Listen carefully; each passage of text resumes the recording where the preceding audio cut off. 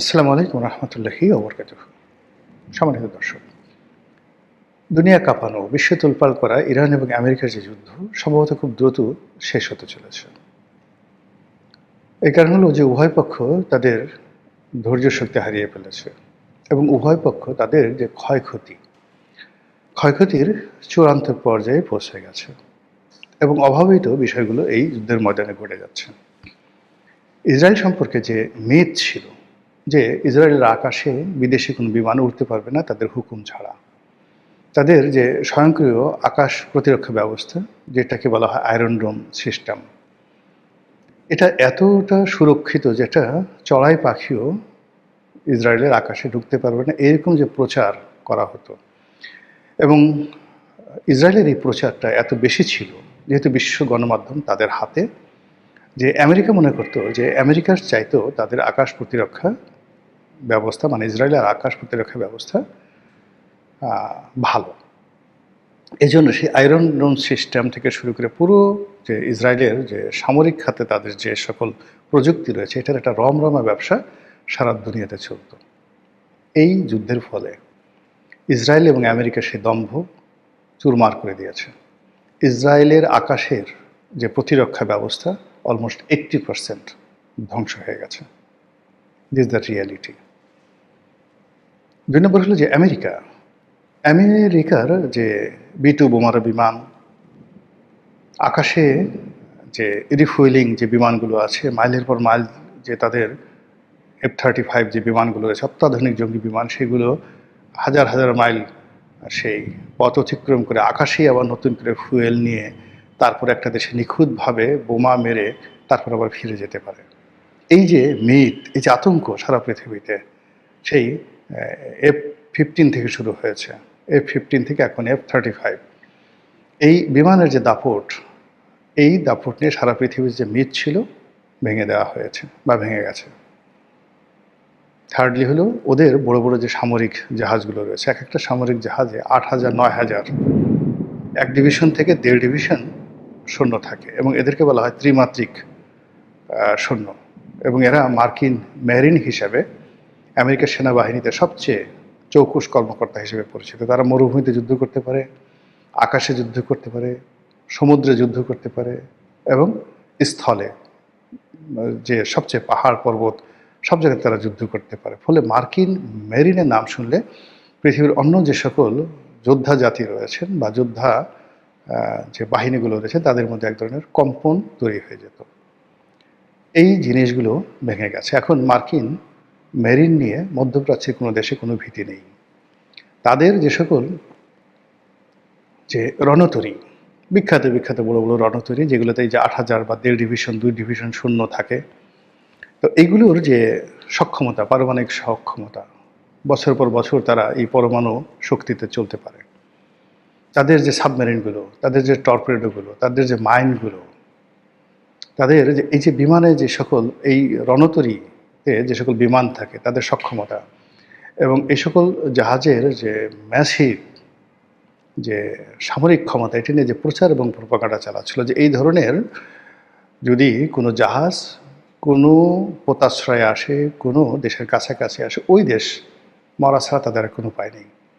1971 সনে আমাদের এখানে মার্কিন এই নৌবহরের 7ম নৌবহর, খুব বিখ্যাত ফ্লিট ছিল, তারা সেই 7ম নৌবহর বঙ্গোপসাগরে আসবে এই ভয়ে আমাদের মানে গ্রামগঞ্জে সেই দেখা গেল যে অজপাড়া গায়ের যে কফিল উদ্দিন লেখাপড়া জানে না, সেখানে শুনছে আমেরিকার 7ম নৌবহর আসছে, তার পায়খানা প্রস্রাব বন্ধ হয়ে গেছে ভয়। আমরা ছোটোকালে এটা দেখেছি, মার্কিন 7ম নৌবহর আসতে, আমরা কিছুই জানি না 7ম নৌবহর কি, এটা কি 7টা নৌকা না 8টা নৌকা নাকি কি, কিচ্ছু জানতাম না, কিন্তু আমাদের ভয় লাগতো। সেই ভয়টা ধীরে ধীরে তারা জেরাল্ড ফোর্ড, আব্রাহাম লিঙ্কন, এরকম নানা রকম বড় বড় যে প্রেসিডেন্ট আছেন তাদের নামে যে সকল রণতরী রয়েছে এবং এক একটা রণতরী দেখিয়ে শুনিয়ে সারা পৃথিবীতে যে আতঙ্ক তৈরি করেছেন এই যুদ্ধের ফলে, সেই আতঙ্ক চলে গেছে। অনেকগুলো তাদের যুদ্ধজাহাজ আক্রান্ত হয়েছে, অনেক সৈন্য মারা গেছে, অনেক যুদ্ধজাহাজ মানে মেরামত করার জন্য পারস্য উপসাগর থেকে সরিয়ে আনা হয়েছে এবং অনেক যুদ্ধজাহাজ সেখান থেকে পালিয়ে গেছে এবং ওখানে দায়িত্ব করার মতো দুঃসাহস এখন পারস্য উপসাগর হরমুজ প্রণালীতে নেই। ডোনাল্ড ট্রাম্প সমস্ত আরব রাষ্ট্র থেকে শুরু করে সারা দুনিয়ার লোকের কাছে সাহায্য চাচ্ছেন। জাপান, অস্ট্রেলিয়া, কানাডা, আমেরিকার বাইরে যে সকল ন্যাটো সদস্য রয়েছে সবার কাছে তিনি সাহায্য চাচ্ছেন। একজন লোকও সাহায্য করছে না। এই দেব দেখি, অনেকে না করে দিচ্ছেন যে না এটা হবে না, এটা একটা অনাহত যুদ্ধ। ফলে তাকে মার্কিন সেনাবাহিনীর যে বিমান বাহিনীর যে অংশটি, সশস্ত্র বাহিনীর, এই বিমান বাহিনীর উপর নির্ভর করে তাকে আকাশ থেকে বোম্বিং করতে হচ্ছে। এবং এই বোম্বিং দিয়ে পৃথিবীর কোনো যুদ্ধের পরিসমাপ্তি হয় না, বরং যারা খুব অতিমাত্রায় বোম্বিং করে ধরে নেওয়া হয় তার ফুয়েল শেষ হয়ে গেছে এবং সে ধৈর্য হারিয়ে ফেলেছে। আমেরিকার ইতিহাস রয়েছে। আমেরিকা যখন নিশ্চিত জানলো যে আমি পরাজিত হব, আমাকে চলে যেতে হবে, তারা শেষের দিকে আফগানিস্তানে যেভাবে বোম্বিং করেছিল, মরণ কামড় দিয়েছিল, যেভাবে তারা ভিয়েতনামে বোম্বিং করেছিল, মরণ কামড় দিয়েছিল, যেদিন বোম্বিং হয়েছিল যারা যুদ্ধ এক্সপার্ট তারা বলেছিল যে আমেরিকার পরাজয় নিশ্চিত। একইভাবে যেভাবে ইসরায়েল এবং আমেরিকা যুগপৎভাবে ইরানের প্রতিটি স্থাপনাতে 16,000 স্থাপনাকে তারা টার্গেট করে যেভাবে বোম্বিং করছে, এইভাবে 4-5 দিন বোম্বিং করলে তাদের গোলা বারুদ ফুয়েল সব শেষ হয়ে যাবে। তো এই কাজগুলো করছে। অন্যদিকে ইরানের যে সমস্যাটা হয়ে গেছে, ইরানের সমস্যাটা হলো ইরানকে আমরা রিড করতে পারছি না, তার কি আছে কি নেই, সে পারবে কি পারবে না। একবার আমরা তাদের পক্ষে যাচ্ছি, একবার বলছি যে না, অসহায়, তাদের শুধু মরতে হবে। কিন্তু ওই ধ্বংসস্তূপের মধ্য থেকে বের হয়ে তারা একবার সিজিল, তাদের যে শব্দের চাইতে 13 গুণ গতিসম্পন্ন যে মিসাইল, যে মিসাইলের মাথায় 1.5 টন, 1.5 টন মানে 1 টনে 40 মণ, এরকম 60 মণ, 1.5 টন ওভারহেড গোলা বারুদ থাকে। তো বোঝার চেষ্টা করুন যে এই 1.5 টন 60 মণ, আপনার 60 মণের বেশি, মানে 1 টনে কত, 40 মণে 1 টন বোধ হয়, 1000 কেজি। 1000 কেজি 1 টন আর 1500, মানে এই সিজিলের সামনে যে 1500 কেজি পাওয়ার থাকে, গোলা বারুদ থাকে, সেটা ইসরায়েলে তারা ছেড়েছে এবং নিখুঁতভাবে টার্গেট করে সেই বোমার বিস্ফোরণ ঘটিয়েছে। 1.5 টন ওজনের বোমার বিস্ফোরণ ঘটিয়েছে তাদের সেই সিজিল মিসাইল দ্বারা।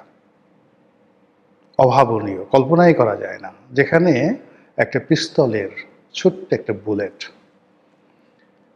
তো সেই একটা বুলেটের মাথায় কতটুক, আধা গ্রাম বারুদ থাকে কিনা যথেষ্ট জানি না, সে আধা গ্রাম বারুদের দাপটে যে পিস্তলগুলো আছে, সেই পিস্তলগুলো কোনো পিস্তল, আমি পিস্তলের কথা বললাম, অন্যান্য নন ইফেক্টিভ, কোনো পিস্তল আছে যারা প্রায় আধা কিলোমিটার পথ, 500 মিটার পথ গিয়ে একটা ডাইরেক্ট জায়গা থেকে শ্যুট করতে পারে, এত পাওয়ারফুল। পেট্রোবারেটার যে পিস্তলগুলো রয়েছে,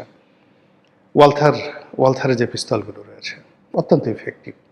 আর AK-47 থেকে শুরু করে কালাশবিক যে সকল মারণাস্ত্র রয়েছে, তো এইগুলো মানে এইগুলির ইফেক্টিভনেস নিয়ে কল্পনাই করা যায় না। তো সেখানে যদি ধরুন 1 গ্রামও নয়, মিলিগ্রাম বারুদের যদি ওই অবস্থা হয়, তাহলে 1.5 টন বারুদ, 60 মণ বারুদ যেখানে পড়ে, সেখানে কি পরিমাণ ধ্বংস হয়েছে ইসরায়েলে বোঝার চেষ্টা করুন। তছনছ হয়ে গেছে, যেগুলোর ছবি আমরা পাচ্ছি না।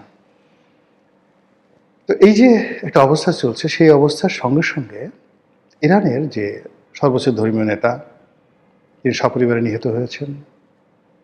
এখন নতুন যে ধর্মীয় নেতা, তাকে বলা হচ্ছে যে মস্কোতে সরিয়ে নেওয়া হয়েছে। তিনি ঠিক 1 মিনিটের জন্য প্রাণে বেঁচে গেছেন বা 1 সেকেন্ডের জন্য প্রাণে বেঁচে গেছেন।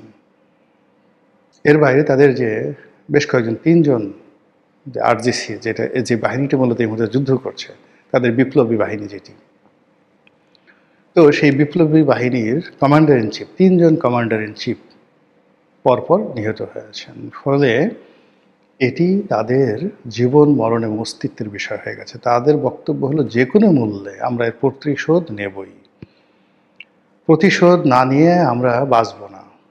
তো এই যে একটা মানুষ যখন তার নিজের জীবনের মায়া ত্যাগ করে ফেলে, তখন সেখানে কি তৈরি হয়? এই মুহূর্তে ইরানের যে আর্মি রয়েছে, স্থলযুদ্ধের জন্য আর্মি, তাদের যে অস্ত্র রয়েছে, তাদের সাধারণ মানুষের যে সামরিক ট্রেনিং রয়েছে, তাতে করে মধ্যপ্রাচ্যের যে যুদ্ধ, সেই যুদ্ধ কোন পর্যায়ে যাবে কল্পনাই করা যায় না। ফলে আকাশ যুদ্ধ থেমে যাবে। আকাশ যুদ্ধ থেমে যাওয়ার পরে মধ্যপ্রাচ্যে যে সৌধ তৈরি করেছে, সেই সৌধগুলো, আমি কোনো দেশের নাম বললাম না, ইরানের যে স্থলবাহিনী, তারা যদি মুভ করে, এই স্থলবাহিনী তাদের 1 ঘন্টা লাগবে এ সকল বিত্তবিলাস বৈভবে যে সকল আমেরিকার দোসররা মধ্যপ্রাচ্য শাসন করছে তাদেরকে দখল করতে। আর তখন আমেরিকা এই পুরো মধ্যপ্রাচ্যের বড় বড় শহরগুলোতে কয়টা বোমা মারবে? কয়টা বোমা তাদের আছে? এবং ওই এলাকাতে বোমা মারলে তাদের অর্থনীতি, এই যে তাদের যে ব্যাংক, বিমা, যা কিছু তো মধ্যপ্রাচ্যে। তো সব মিলিয়ে এই যুদ্ধ এমন একটা চূড়ান্ত পর্যায়ে চলে এসেছে যে আগামী 2 সপ্তাহের মধ্যে এই যুদ্ধের যে ফলাফল, এটা নির্ধারিত হয়ে যাচ্ছে সম্ভবত। হয়তো মানচিত্র থেকে অনেক দেশ হারিয়ে যাবে, ইরান হারিয়ে যাবে, অথবা মানচিত্র থেকে, ইতিহাস থেকে, ঐতিহ্য থেকে আমেরিকার যে প্রভুত্ব, সেটাও হারিয়ে যেতে পারে। বিশ্ব নতুন একটা পরিস্থিতির মোকাবেলা করতে পারে। এই পৃথিবীতে নতুন করে হানাহানি, নতুন করে বিশ্বযুদ্ধ, নতুন করে দুর্ভিক্ষ কিংবা কোনো মহামারী আবার এই পৃথিবীকে গ্রাস করতে পারে, অথবা পৃথিবীতে একটা সাম্যতা আসতে পারে। সেই যে জোট নিরপেক্ষ আন্দোলনের মতো করে নতুন একটা আন্দোলন, যে যার অবস্থানে আমরা ভালো থাকবো, পৃথিবীর কোনো পরাশক্তি আমাদের দরকার নেই। এই যে আওয়াজ, এই আওয়াজ পৃথিবীতে উঠতে পারে। মহান আল্লাহ আমাদের সবাইকে হেদায়েত দান করুন, হেফাজত করুন। আসসালামু আলাইকুম ওয়া রাহমাতুল্লাহি ওয়া বারাকাতুহু।